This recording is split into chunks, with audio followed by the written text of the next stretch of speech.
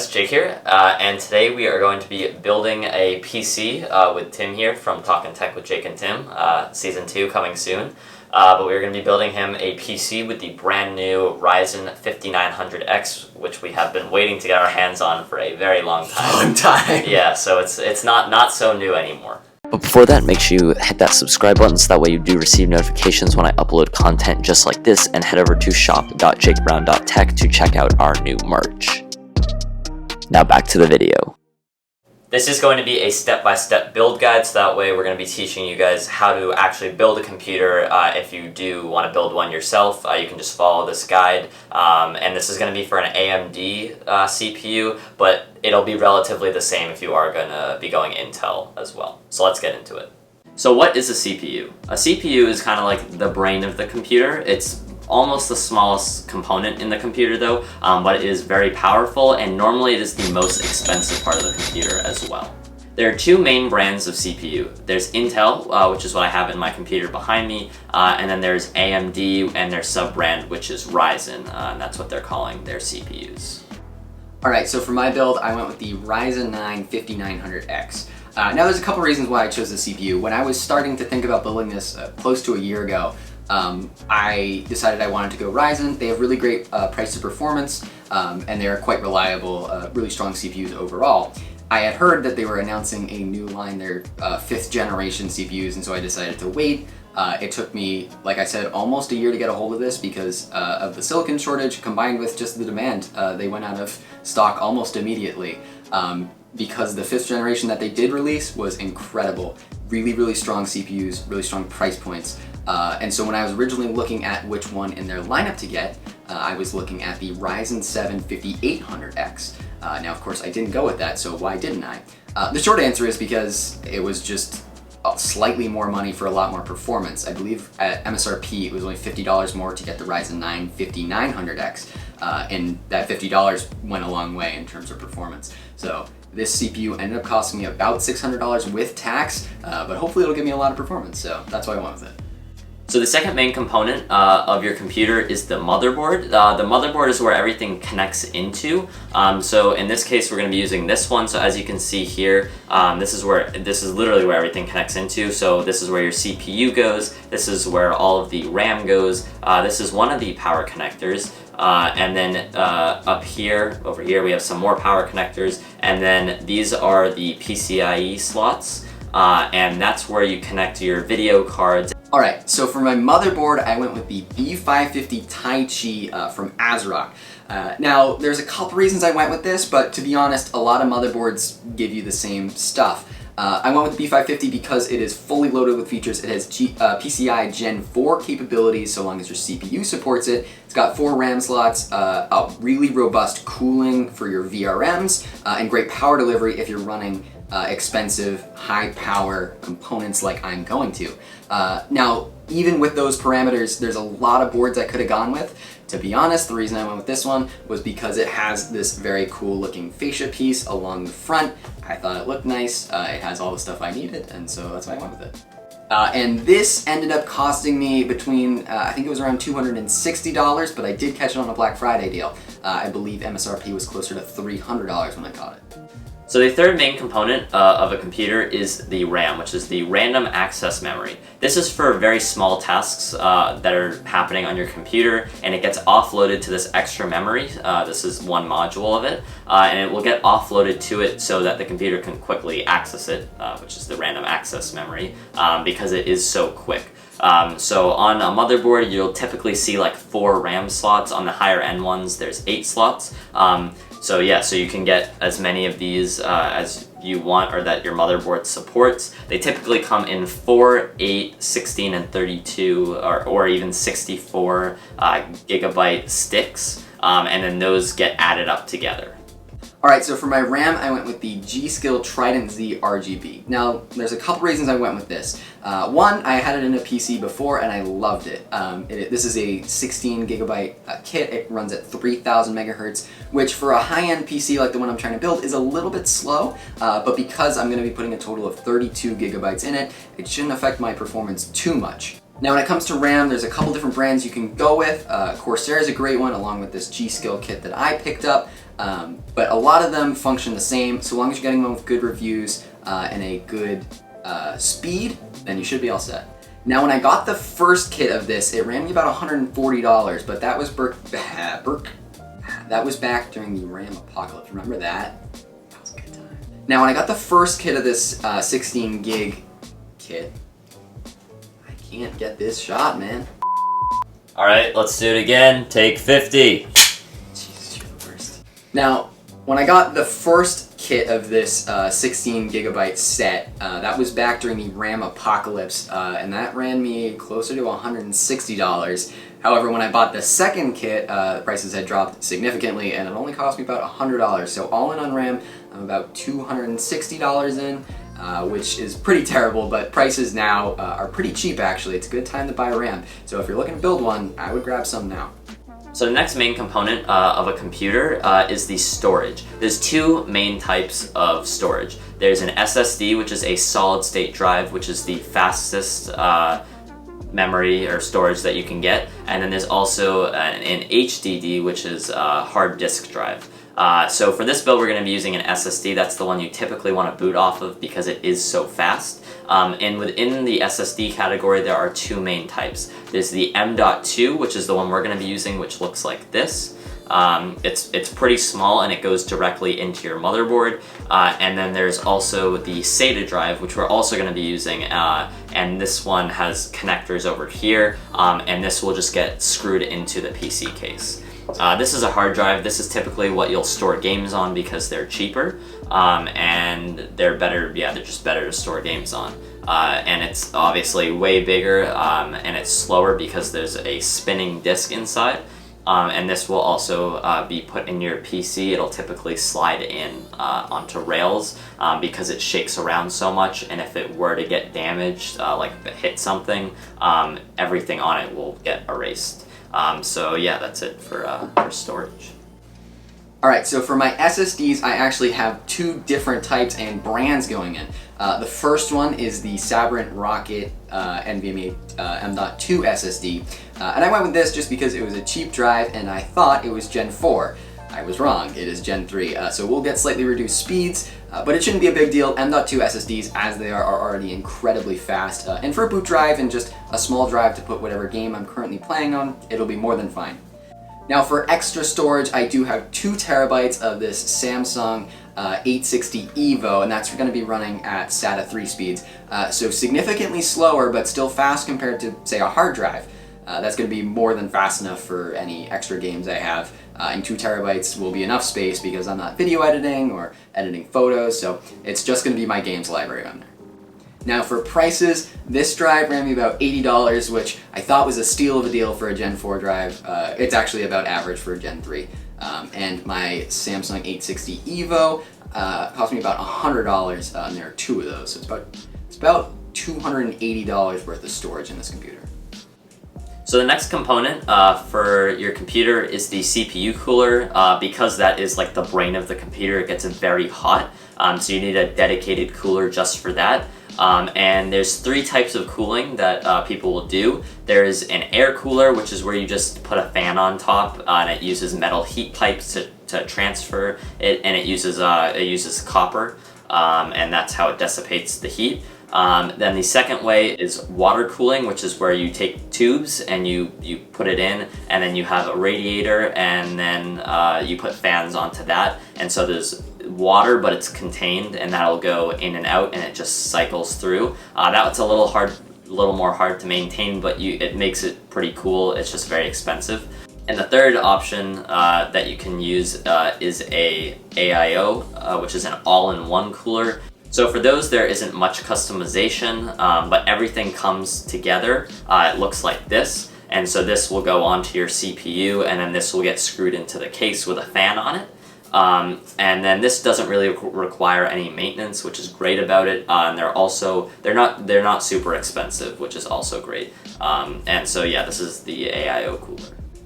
Alright, so for my CPU cooler, I went with the Cooler Master Master Liquid ML120 LV2. And I got the RGB version on that CPU block. It will have a little bit of color on it, just to look cool. And I went with this for no specific reason, and had great reviews. I do have one quick note about it though, which is 120mm for a CPU like the one I'm going to be using is probably a little underpowered. You might question, if you're going to be building a computer that can do all this stuff, why would you go light on the cooling of all things? And the answer is because down the line I do want to do custom water cooling. We'll talk more about this when I get into my case, but I am set up, I have everything I need to move into custom water cooling when I want to. Okay, so the next main component of a computer is the power supply, and there's two main types of power supplies. There's a non-modular power supply, which is the cheaper ones, and that's what most come with, and that looks like this, and it's non-modular because you can't remove any of the cables in there. I forgot there's also a third type, which is semi-modular, where some of the cables are like this, mostly like the main power ones, and then you have an extra couple of here that are modular. And then we also have a fully modular power supply, which is this one, because you can plug in only the cables that you need, so you don't have like a bulk of them just sitting in your computer, which is also better for airflow. So that's the power supply, and what the power supply does is it distributes power to your motherboard, CPU, graphics card, and any other components that you have in your PC. Now for my power supply, I went with the Corsair RM850X. Now this is a great unit by Corsair, really great price to performance, and one quick note, you should not cheap on your power supply. If there is a power surge, it is a chance that it can short all your components and kill your entire system. Corsair is known as a very reputable brand, very safe against power surges and other failures, and so I'm quite confident that this will be fine. Now one quick note I do want to add, the components that I'm going to put in the system are quite power hungry, especially my future graphics card. So I might have to upgrade this down the line. I'm hoping that isn't the case, but I might need even more wattage, more than 850, which sounds absurd, even just a couple years ago. But now that's what these systems require. Now as far as price, this unit here cost me about $140. If you go up in wattage though, anything over 1,000 can cost you significantly more. So one of our final components is the GPU, also known as a graphics card or video card, which stands for graphic processing unit. And so what this does is it displays out the stuff from your computer, and the better one you have, the more like frames you'll get, which is better for gaming, and the higher quality it'll get as well. So this is what it looks like, and so this is the connector. It uses PCIe, which is PCI Express, and so it'll just slot into the motherboard, and then on the back is where you'll have your display port over here and like HDMI ports, and then this one has DVI. This is a GTX 1060, which is made by NVIDIA, which is one of the two main brands of graphics cards. The other brand is AMD, and I think Intel's starting to get into the dedicated graphics games as well, but they're not a big contender right now. Some of the older graphics cards don't require extra power and you can just plug it right into the motherboard, but other ones like this will require a 6-pin, an 8-pin, sometimes it will require 2 8-pins or 2 6-pins, or even now 3 8-pins, because they use so much power. And so yeah, the graphics card is I believe the second most priced component in a computer. Right now, because there's a silicon shortage and chip shortage, the prices are very high, so they're hard to get, but normally it's the second most highest priced component in your computer. Now, because of the graphics shortage, I am still unable to buy the graphics card I want, which is an RTX 3080 from NVIDIA. So I will be using my old graphics card, which is this 1050 Ti from ASUS. I got this like 3 or 4 years ago. It cost me about $100. It wasn't even good back then, but now it's just downright abysmal. But this is what I have. It's all I have because of this ongoing graphics shortage. We will be doing an update video with some new cables and graphics card whenever I can get my hands on them. But until then, I'll be gaming on one of these. So the last component that you'll need for your PC is the case. Now, it may not sound super important, but you do want to get a pretty good case so that way your airflow will be good, that way all of your components stay nice and cool.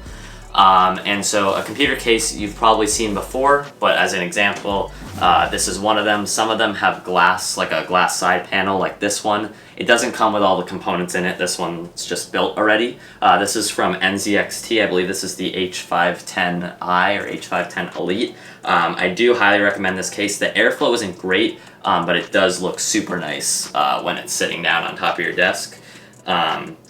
And so yeah, PC case also has ports on it as well, has I/O ports. So this one has like USB ports as well as a headphone and microphone port, and then obviously your power buttons on there as well. So yeah, PC cases aren't super expensive normally, but they do get up there. But yeah, you do want to get one that has good airflow. So for my case, I went with the PC11 Dynamic XL from Lian. But before I talk about that, I just need to rehydrate a little bit with some water from this nice LTT water bottle. What are you doing? You can't do that.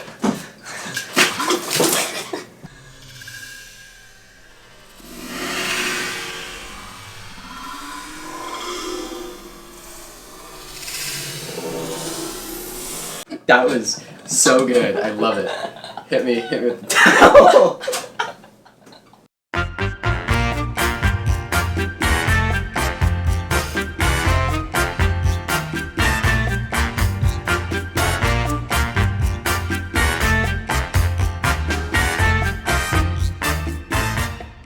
Now that debacle is over, let's talk about my case. So like I said, it is the PC11 Dynamic XL from Lian.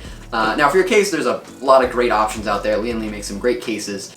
So one quick note about this case is it was made in combination with Bauer, who's a German man who's on the leaderboards for some of the highest overclocking scores out there. He's known for incredibly low cooling temps, which allow him to push his components so hard. Now, of course, making a case in combination with somebody who's known for stuff like LN2 cooling means it's probably pretty good, and this case is one of the best out there for airflow. Now that case ran me about $220, which is up there for cases. They do get more expensive, but that is still quite pricey. But like I said, it is one of the best out there for airflow. I wanted to make sure I was not compromising my cooling in this build. Alright, so the first thing we're going to do is open up the motherboard. So as I said before, this is the B550 Taichi.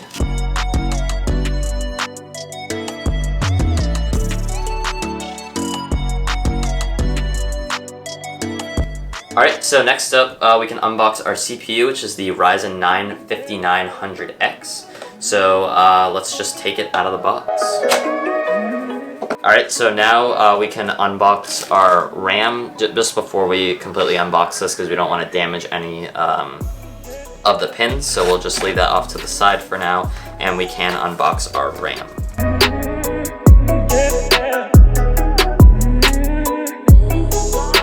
And so now we can install these in the slots. It doesn't matter which slot because we are using 4 sticks, but if you were using 2 sticks, it would matter. If you want to get the dual channel, you would most likely have to use 1 and 3, but depending on the motherboard, you might need to use 2 and 4. Alright, so next up we're going to be unboxing our NVMe M.2 SSD. This is a Gen 3 drive. We may upgrade in the future to a Gen 4.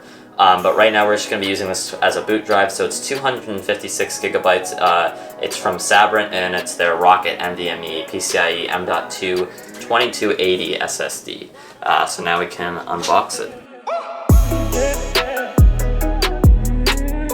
It's the Master Liquid ML120L V2 RGB version, and so we'll be using this to cool our CPU. So now we can unbox this. Here's our 120mm fan, and then that'll go onto our radiator, and then this is the CPU block.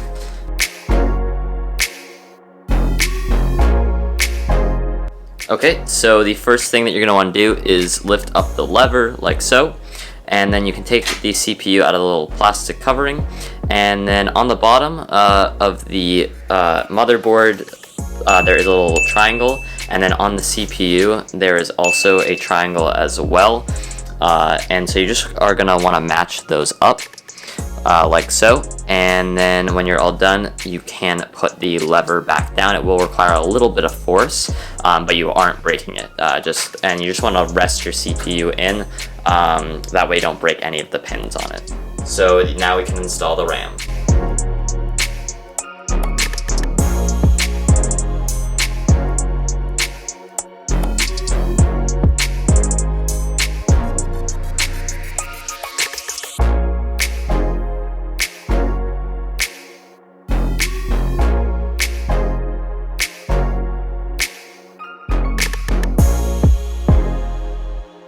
Okay, so the next thing that you're going to want to do if you're installing an M.2 SSD is to unscrew the screws on your motherboard if there are some. So ours there is, so he's just going to unscrew the 2 screws there, and then this will lift up.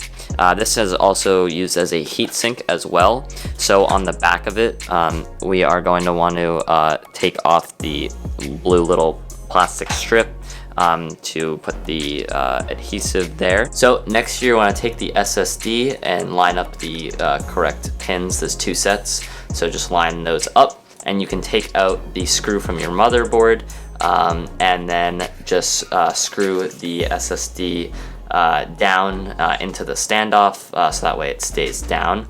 Then your SSD will be fully installed. There are different size SSDs, so you may have to move the standoff depending on the one you got.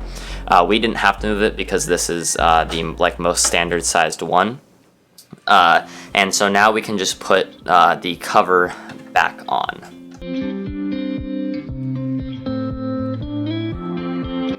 Okay, so next up we're going to be installing the bracket onto our AIO. So we're going to be pulling off the plastic peel first. That part's going to be touching the CPU, but first we have to install the bracket onto it. Okay, so next we're going to be screwing in the screws for the bracket. So it may take a few tries because it is a bit tough to do. And so there are 4 screws, so we're just going to screw in 1. And then we'll move on to the second one afterwards. So we'll be back when we're done screwing in all 4. Okay, so the next step is to apply the thermal paste if it is not pre-applied on top of your CPU block. So we're just gonna be doing, I guess, the X method. Some people like to do the P method. I think to just do a little bit more thermal paste, but don't overdo it. So we just did a small little X like that, and that'll work good. And then figure out the way you want to mount your radiator. If you are just doing like a normal one, like an air cooler, you won't have to worry about this. You can just mount your cooler. But so on the AMD ones, we're going to be using the AM4 bracket. So you're just going to line these up like so. I know it's a little hard to see, so I'll try to get around. And so then you're just going to want to get it around the little plastic piece like so. And then once you do that, you can just screw in the thumb screw on top. Sorry, I know this is a bit hard to see, but this is a little bit difficult. Okay, so once you get them locked on, you are just going to want to screw it in like so. And then once you've done that, the CPU block is installed. Okay, so now that we've got everything installed onto our motherboard, it's time to put the motherboard into the case and screw the radiator from the AIO into the case as well. So let's move the case over onto the table and start installing.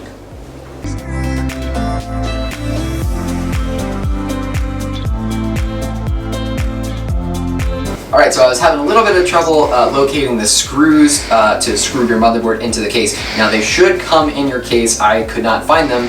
However, after a little bit of searching, Jake did find them. They're actually in one of these hot swappable hard drive trays. So all I gotta do is slide this out, and inside this little box there are gonna be those screws. So a couple quick notes. One, when you're going to install, we do recommend you lay your case down flat. This is just gonna make things a lot easier when you're installing your motherboard. It's not gonna try and fall down on you.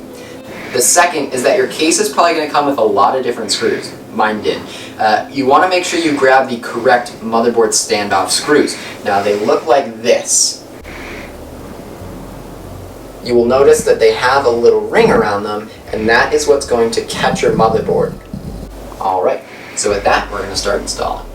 Okay, so now we're just gonna pick up the motherboard and place it in. This has a pre-installed I/O shield, which means we don't have to put anything in the back, and so we can just put it in like this and push it to your right and Tim's left. It looks good. We got the thumbs up from Tim, so it does look good, which means that now we can start screwing in all of these screws. So we'll be back when we're done installing all of them. So in order to get good airflow across your PC, we recommend getting fans. Now, most cases will come with some fans just adequate for a mid to low end build, but because this is going to need a lot of cooling, I decided to get some aftermarket fans, and a lot of them. I ended up getting 10 ARGB fans. Now, I went with the Antec Prisms. They're relatively cheap, but they are pretty good and stay relatively quiet. Now, I had these in my old build, that's why I used them. There are lots out there on the market that are just as good and cheap. So you can't go wrong. Look at reviews and specs if you know what to look for. Other than that, just listen to other creators on YouTube. Generally, they have a pretty good idea of what to look for. So throughout this build, we're going to be using a lot of different screws. You already saw our motherboard screws, and you saw the ones for the standoff. Now, here's a new type. These are called radiator screws. And you'll notice they're quite long, and they're only threaded at the end. Now, the intention is to put them all the way through your fans, which can be quite thick, and still leave that threaded end to screw into your radiator.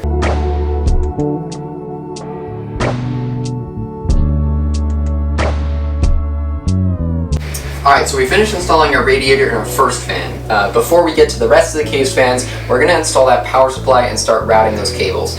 I recommend installing the power supply now because once you get the rest of your drives, fans, graphics card, and any other add-ins you want, those cables can get quite hard to route, so I would start here.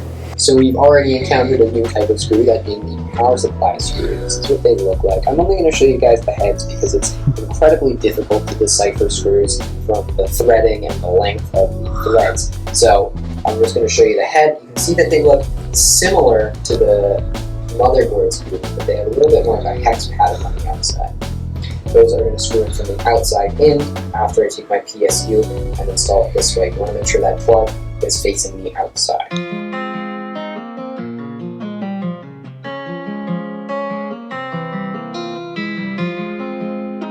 Alright, so all I'm going to do is press this all the way up against the outside, and you can see that my screw holes are lining up. I have one here, and then two on the bottom. So I'm just going to take my 4 screws, and I'll remove the screw holes, and go ahead and screw them in. So here I have my power supply cables laid out, and I sort of have 3 different flavors. I have my 24-pin motherboard power. It's just the largest one there. Every single PSU motherboard combo is going to need one of these. Then I have my 2 8-pin CPU power. Now this is a very expensive motherboard and CPU combo. It requires a lot of power. So that's why I have 2 of these. Some will use a single 6-pin, some will use a single 8-pin. This is going to use 2 8-pin connectors. That's pretty rare. And then I have 2, one is a quad SATA power and one is a triple SATA power. These are to power my fans, my fan hubs, my SSDs, and I'm going to be powering these hard drive slots as well as some RGB on the case. So I'm just going to take these twist ties off, and then I'm going to plug them into the PSU side, or the power supply side, and then I will be routing them up towards my motherboard. These are 2 separated cables on the ends. It's one cable, but they split into 2, and so that's the end that gets plugged into your power supply normally. And then on the other end, as you can see, it's all one big cable. So you can actually see on this power supply, you can see that these are all labeled. So I can look at 6+2 PCIe or 4+4 CPU. I'm using it as the 4+4 CPU. Now they do only plug in one way, so you will know, see how this has 2 clips on it, this side only has 1, so you'll know which direction you're going to have to go into. Alright, so all my cables are plugged into the PSU side. Now I'm going to start routing them through these little cable channels that are built into most cases, and I'm going to be plugging them into my motherboard or my CPU or whatever they go to. Alright, so you can see here, it's best to route your CPU, or it's best to route all cables closest to where they're going to attach. So I'm going to have Jake point to where that CPU cable is going to attach. So it's going to attach up to right there. Sorry, the lighting's a little hard to do, but it's going to attach it to about right there. And so there is a little hole above right over here. As you can see, it's starting to get snaked through like this. So now I'm going to plug in my 24-pin ATX. It's going to go, you can't quite see that slot, it's just behind the RAM over here. So all I'm going to do is turn it like this. This cable is quite thick. It can be really hard to turn and push in. So I'm just going to do my best. Oh, gotta hold down the case. You can see the amount of pressure I have to apply here, but you should hear it click into place just like that. So now I'm just going to push the rest of this cable through this little grommet I have here, and I'll make that look pretty later. So the last thing I'm going to do on the cable channeling front now is my twin CPU power. So the next thing we're going to be doing is installing our fans. Now before you jump right in, it's important to sort of take the time and plan out how our air is going to be flowing. So fans can be oriented two ways, as an intake or an exhaust, and those sound exactly what they are. An intake pulls air in from outside, an exhaust pushes air from the inside of the case out into the world. So you want your intake in a spot that won't gather much dust and has really good access to outside air. Your exhaust can sort of go anywhere, but you do want it to be able to push air out. You don't want it to be blocked. So with that said, this specific case has four main areas for intakes or exhaust. There is the top, the bottom, the back, which only has one fan slot as opposed to the top and bottom's three. And then there is an option to add a fourth. That would be along this row of SSD mounts here, which you can pull out through a little tab on the back. Once I pull all these out, there will be space for another 3 fans. So the way I have decided to orient them is as follows. We are going to have an intake up here, an exhaust on the back, which this is already oriented to be, an exhaust on the bottom, and an exhaust on this back side here. Now, at a first glance, that might seem a little stupid. I only have 3 intake fans and 7 exhaust fans. That's going to result in what we call negative case pressure, where there is an exorbitant amount of air being pushed out and not as much pushed in. Now, this does pose a few issues, but this case as it is has more than enough airflow, even for the system I'm building, and aesthetics-wise, it's going to look a lot nicer this way. So with that, let's start installing our fans.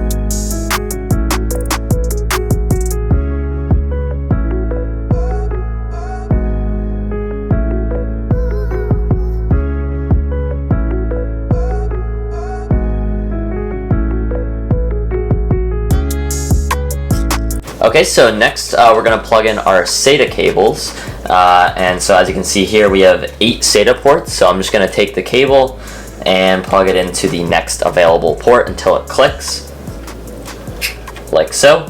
Tuck the cable in, and now we have our SSD bays installed. Alright, so in that time lapse you just saw us installing the fans, and you might have seen Jake tucked away behind this computer. He was starting to do some cable management. Now, cable management is important for a couple reasons.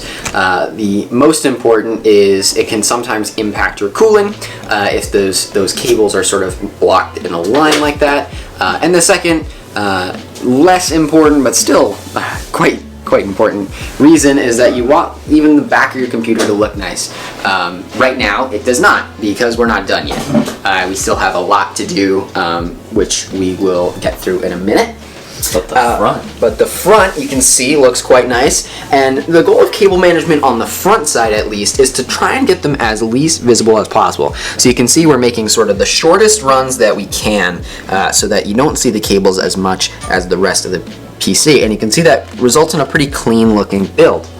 That should be the goal. Now, depending on which case you get, this is going to be easier or harder. It will also depend on what type of power supply, fans, and just routing options that you have. I have fairly high quality components. This PC is made for airflow, which in combination means it's also pretty good for cable management. There are better options out there. There's even some new stuff coming out as far as power distribution goes. So in the coming years, stuff like putting a 24-pin ATX and CPU connectors might be a thing of the past. But for right now, this is pretty good as far as what you're even able to do. So one of the last things we have to do is installing my two 1TB 860 EVO SATA 3 SSDs. Now on most builds, this is going to be done by installing a SATA power cable and a SATA data cable separately, and then either taping it or mounting it to your case in some way.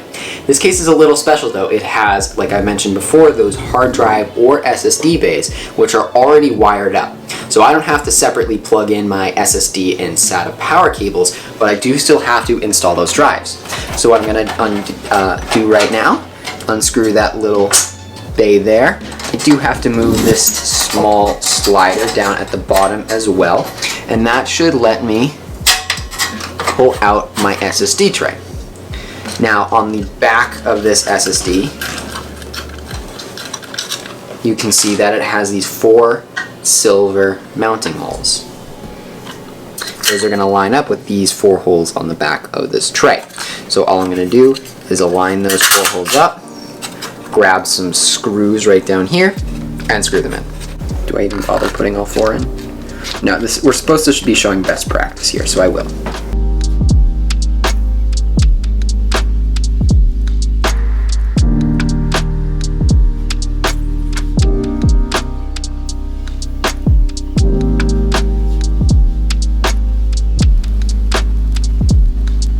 Alright, so we finished up the cable management on the back. This is what it looks like. Behind here is a bit of a mess, but since we don't see it, it's not an issue. So this is the back with all of the cable management.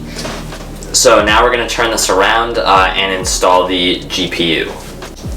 Okay, so now we finished turning the PC around. We can take our GPU, which is the 1050 Ti, and install it. So to do that, we're going to have to first take out a couple of thumb screws from over here. So this is going to be using the 2nd and 3rd slot. So we can take our screwdriver and just unscrew 2 of these slots like this, and then just take out the little metal piece. You will want to save those metal pieces for later in case down the line you want to just use integrated graphics depending on your CPU, because you'll just want to put those back in. And then you will want to use these screws to screw the GPU in. So now we can install the GPU. Okay, so now I'm just going to take my GPU and I'm going to find that first PCIe slot. One quick note, you should install this in your top slot. It just runs a little bit faster, a little bit more smoothly. And all I'm going to do is apply even pressure on the back. You can see it snaps into place. Now, with heavier GPUs, you're going to want to support this with your hand while you're doing this. This thing's so light, I don't have any issues letting it glide around for now. But I do want to make sure that I take my 2 screws and I screw them into the side where they started. Alright, so now that the GPU is installed, I'm going to take my back panel and I'm going to slide this right in. Now our front panel is tempered glass. Most tempered glass is going to come with some plastic just to protect it, and you will have to peel that off before you start that PC up. But our back panel is just some stamped aluminum, so it slides right in place.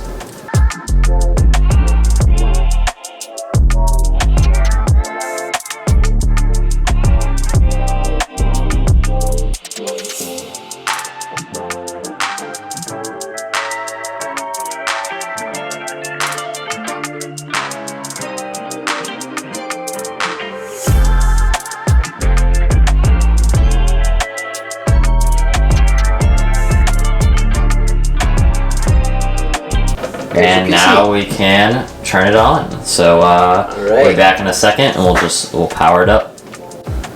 Alright, so on the back of your power supply there's going to be a little switch. Make sure the side with the little line is pushed down. I just flipped it on mine. You can see that motherboard is already starting to light up now that it's got power, so something's working in there. All we got to do is push the power button.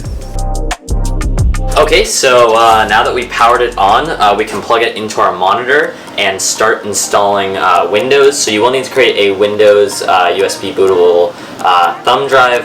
I'm not going to show you how to do that in this video, but we will be doing a time lapse of the process of us installing Windows. So let's jump right into it.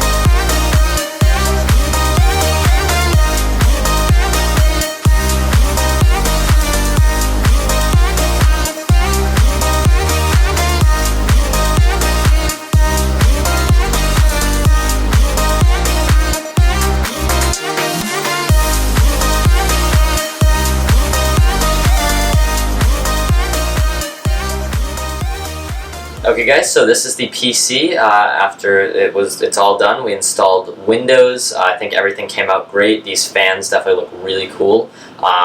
So yeah, leave a comment down below if you think this PC looks pretty cool, because I think it does. So yeah, this is Tim's new PC. If you guys haven't already, make sure to follow me on Instagram, Facebook, and Twitter at jakebrowntech. And if you want to join our forum, head over to jakebrowntech. If you want merch just like this that I'm wearing right here, head over to shop.jakebrowntech. We're constantly changing our designs, so if you want the ones that are up right now, make sure that you do buy them. Okay guys, if you enjoyed this video, make sure to hit that thumbs up button as well as the subscribe button and that little bell notification icon right next to that. And I'm Jake, and I'll catch you guys in the next one.